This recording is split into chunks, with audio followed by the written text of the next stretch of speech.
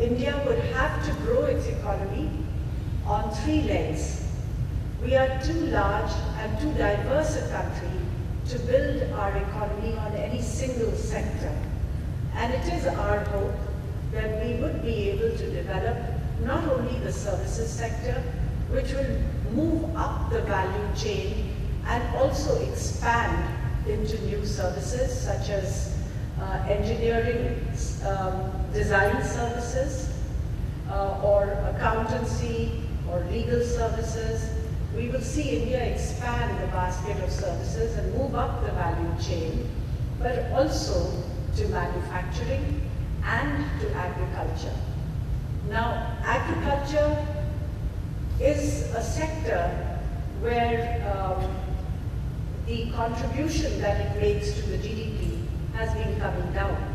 It's now in the region of 17 to 18%, but anywhere up to between 55 to 60% of people continue to be dependent on agriculture for livelihood.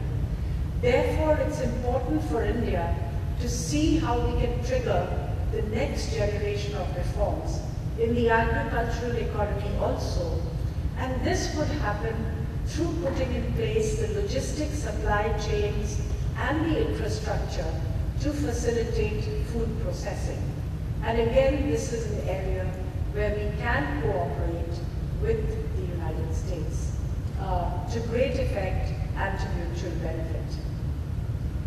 It's our objective in India to try to get back to a high growth path of 8 to 10% and to sustain it for the next decade and beyond. We believe that this would be essential for us to overcome some of the challenges that we face of poverty alleviation, of providing our people a decent standard of living, and of providing gainful employment to the young people who are coming into the economy. Indeed, the average age of India is going to be below 30 years for many years to come. And this youthful profile will provide the restlessness, the energy, the curiosity, and the momentum to drive economic growth in India as it has in other countries at similar stages of their demographic development.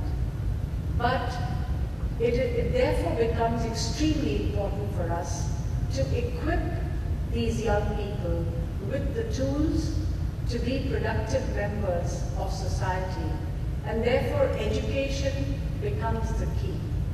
This will be a sector of great focus for the Indian government at the school level, at the higher education level, and also in the field of vocational training and skill development, because this will be the key to empowering people to benefit from the changes which are taking place and to provide the requirements of our economy as it continues to expand. I had the privilege of hosting the president of the University of Alabama at my residence in Washington, along with presidents from many other universities, when our Minister for Human Resource Development had come. And we had discussed the opportunities for collaboration between our educational institutions. We really do look to see how we can fashion partnerships between Indian and US educational institutions in ways which will be mutually beneficial. Of course, research and development will be a key area for cooperation. Many US companies already have their own R&D facilities in India, and these are helping to drive their global competitiveness.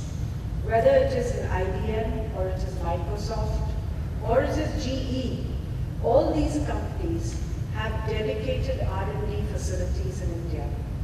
A company like Honeywell told me that much of their innovation, which is now driving the products of the company, are being developed in India. And the products which are developed in India have relevance not only to the Indian market, but to developing country markets elsewhere, and find a good acceptance in countries in Southeast Asia and beyond. So this will be an increasingly important and worthwhile area for cooperation. And given the emphasis on high-tech firms in Alabama, I think this could be a very fruitful area for cooperation in future. As we sit here in this wonderful center, looking at all the achievements that are there in the space sector, I think it gives us a sense of the ability to strive to open new frontiers and to go even beyond that. And I think this is something which both India and the United States share. And I think that this will be a very fruitful partnership in the future.